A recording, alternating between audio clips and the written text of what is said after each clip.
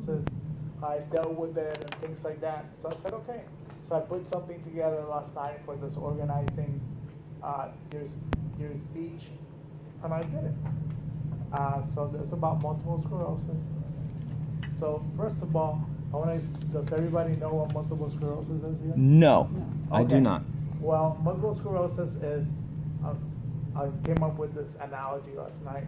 For example, all the cables are connected from the computer to there, and let's say that's your brain, that connector over there is your brain, and all your nerves are connected throughout your whole body to send signals to move and things like that.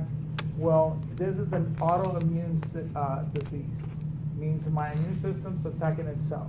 Ooh. We have this thing called a myelin sheath around the cable we have through our body, and my immune system's just attacking that, so the signal is it's a little bit harder to get the signal out to my extremities and things like that, like I, for example, have to learn how to write again. It's hard for me to write still, I've gotten a lot better, but I had to take classes to learn how to write again, things like that. So there's a lot of downs with the multiple sclerosis. So how I got it, I don't know. Nobody knows. Nobody has a clue out there. You look it up, and it's nobody knows how you get a mess. It might be like me. I came from Puerto Rico.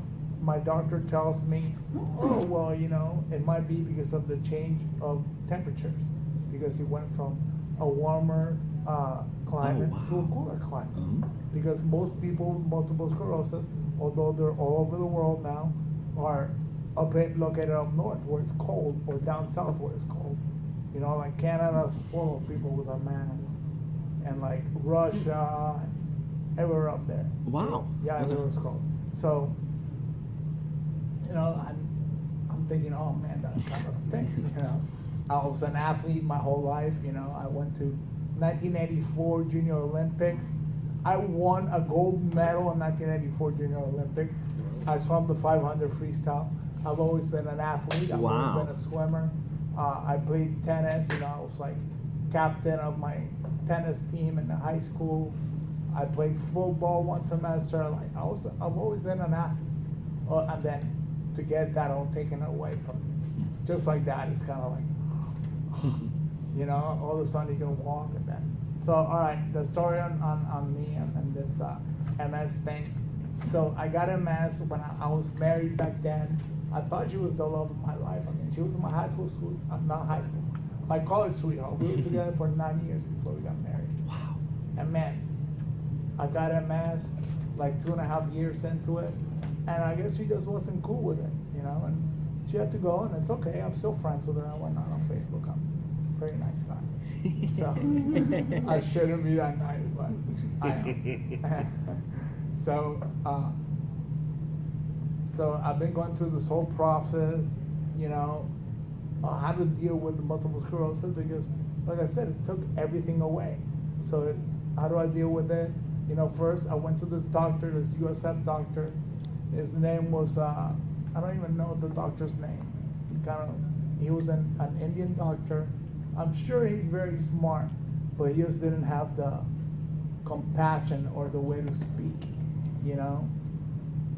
So right away, he told me, oh yeah, you have multiple sclerosis. So it's like, oh my God, I freaked out, And thankfully, my parents are well off and they know a lot of doctors, so we called them right away.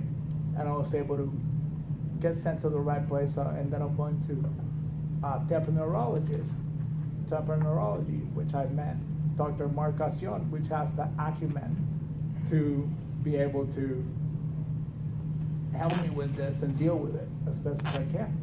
So I went to him, and he prescribed me another medication. The first medication I got is called an intermuscular medication.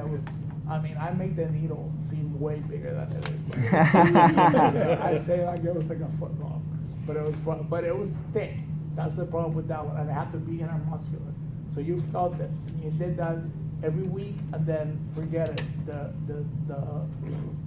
The the side effect symptoms are terrible. I mean, you feel terrible. You can't move for a whole day.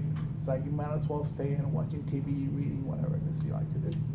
So I went to this new doctor. This new doctor's like, what? He prescribed you that? I'm like, yes, sir. He's like, I got you. Don't worry about it, Carlos. You're going to be able to take care of this. I'm like, wow, okay. And, you know, he's the director of neurology at Memorial Hospital. Oh, wow. So I knew, you know, the guy has the smarts. And he's the director of Tampa Neurology as well. So I was like, all right, that's what I want to go to. And like I said, I got a good recommendation to go to him. So thank God for him. He switched my medicine. And I went from doing it once a week to every other day. I would inject myself, but the needle went from that mile-long needle to a little prick. and he also gave me an automatic injector. So I would just hit the button and it would, it's not like a injector. I mean, because your skin's tough. It's like an apple or an orange. So it's like a hammer went down on your leg, like clank. You know, and you're like, whoa. And then it injects you, you hold it there for 10 seconds and you pull it out. But it didn't hurt as bad, you know, and I didn't get any side effects. So I did that for a few years. New drugs kept coming out and kept coming out. And thank God my doctor's like up on everything, and every time I thought a new drug will come out, he'd be like, all right, Carlos, come on, we're going to switch up to this one. I think this will work better. And everything's been amazing. I mean, I feel way better.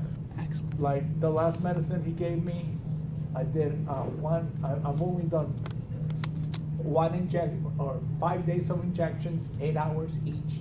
The first year, 3 days of 8 hours injection each day. The day 2, and then that was it. I'm done.